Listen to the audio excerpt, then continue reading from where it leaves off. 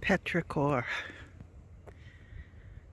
That is the smell of the earth after it rains, I believe. And I love that smell.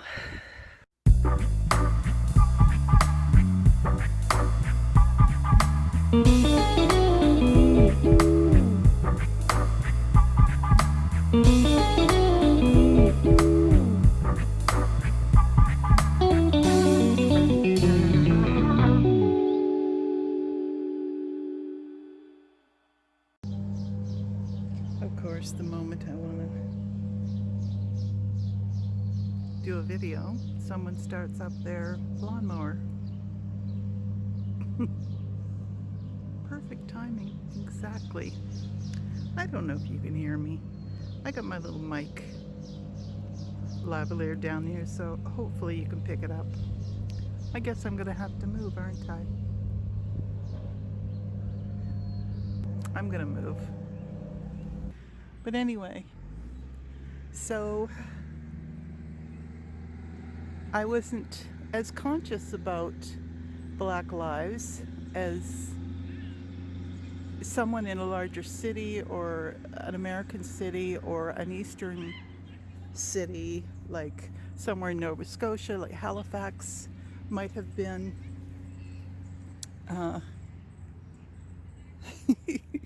There's an egg in the crotch of this tree. I don't know, it's like, that's so sweet. I love it. See it? And I'm going to leave it for another person so that they can have the joy of finding that too. It was somebody stuck it right in the crotch of this tree for a little surprise. And so person, I found it. Anyway, as I was saying, what I knew about Black people was due to media when I was growing up. As far as different ethnicities go, there was a lot of East Indian or Indian, as some people say, or Chinese and First Nations people in my town. Besides white people, Caucasians, what are people? Anyway, and so that, everything that I saw was colored by the media. I grew up thinking that Black people were entertaining and musical and angry and soulful and, well, pretty much human. I grew up, to me, people were people. I never saw anything that really stood out, but I did realize that I was forming a kind of idea in my head about people of color, and the majority of it was due to media. So when people say, the media is all liberal, I kind of wonder about that, because it just seemed to me as much as controlled by the right wing as the left. I saw negative portrayals of other races, and I saw good portrayals of other races. So my first inkling as a child was that if I met a Black person, they would be like the Black people I'd seen. I mean, what else would I think? People are people. You see them on TV, you think, okay, that's the way they were. It's the same when I went to America for the first time, United States, and I thought everybody was, you know, 2 people away from being a movie star or a celebrity of some sorts, you know? I was expecting to see celebrities to hop out of the cities, the woodwork, when I came to the States. So, and that's when I was 15. So you do have a tendency to be affected by what you see. And I do remember a friend from Europe having this book, and it had this little black doll called Golly. And I remember feeling uncomfortable about it. For some reason, I knew it was wrong, and I don't know how I knew it was wrong. This is when I was 10. But anyway, so much for that. Growing up, in junior high school, I met more and more black people, and more people, I suppose, moved to Nanaimo, or I just got into a larger population of people, and I saw a variety. And I never had any strong negative feelings.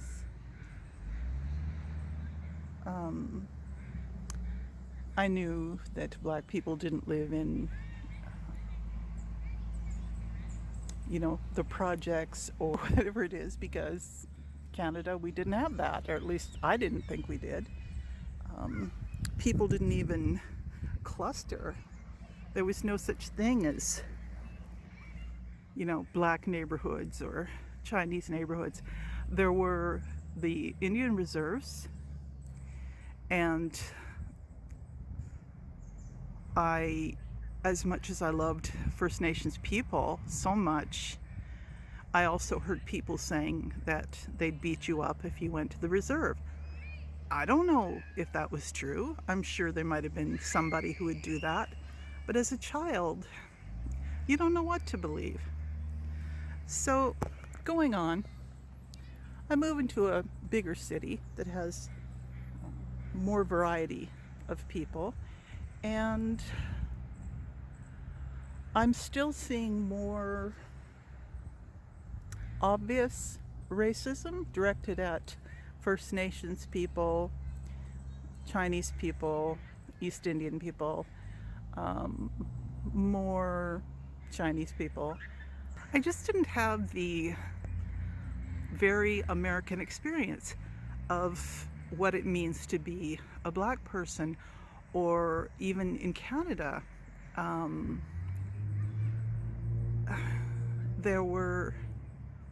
Obviously there's racism. It's there. I don't always notice it. Some other people notice it. Some other people might think it is racism when it's not. Some people may think it is when it is. But what is that? Squirrel. Okay. So, with the Black Lives Matter, it just hurts to see so many people treated badly, killed, treated so unequally, unfairly, from what I've seen on TV.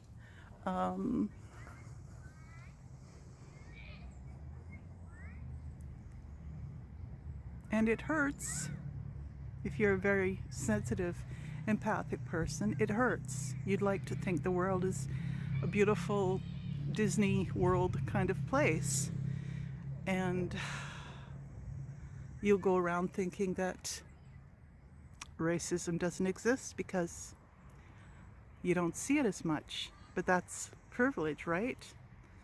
My little world is all cotton candy, well, not cotton candy. I guess what I'm trying to say, my world was not the same and I didn't see the same horrors regarding racism. I think most of my friends were Indian and First Nation and Chinese and white, and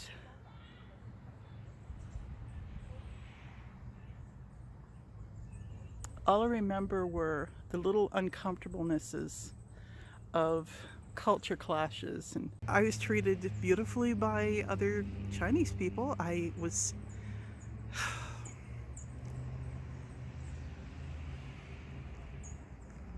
guess I'm just kind of perplexed.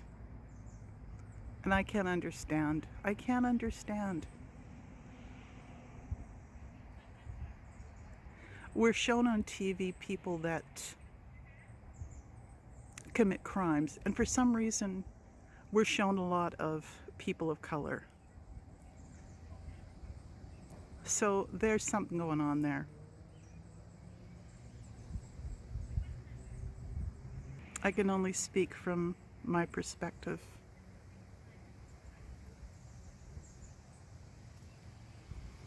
So I hope you understand.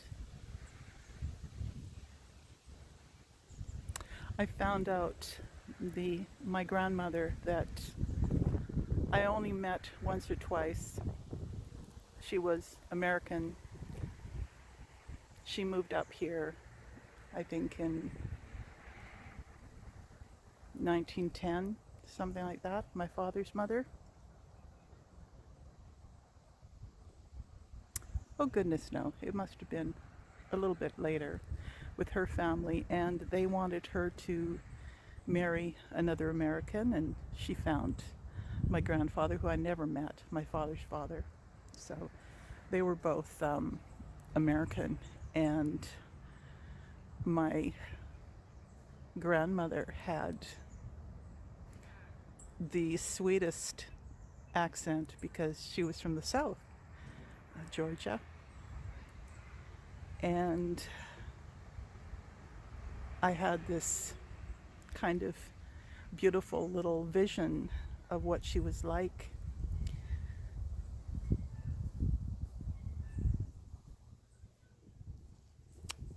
And I come to talk to my mother about her, who had met her. I think my mother was about 20 or so. And she said, when she first met her, she said the first thing her mother-in-law said to her was that she didn't like Mexicans, Negroes, or Catholics. Upon which my mother didn't really know what to say about that. She just sort of said, okay. She kind of was surprised to be met with that kind of information out of the blue.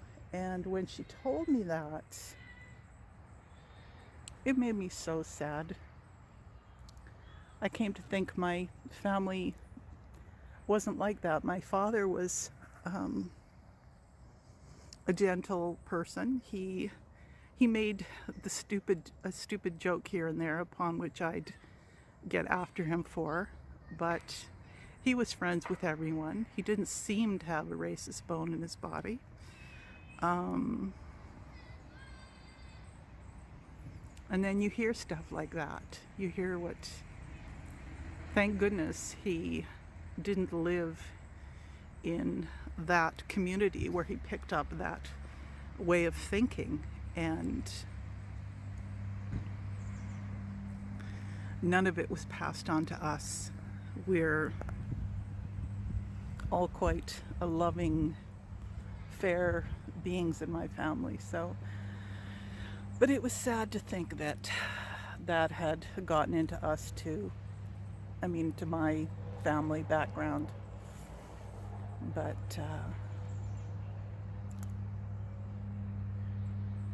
it stopped there. It totally stopped there. And I guess I have to be thankful for that. So So anyway, Black Lives Matter. They absolutely do. Um, and everyone's life doesn't matter until Black Lives Matter. We're all in this together. We're all one. And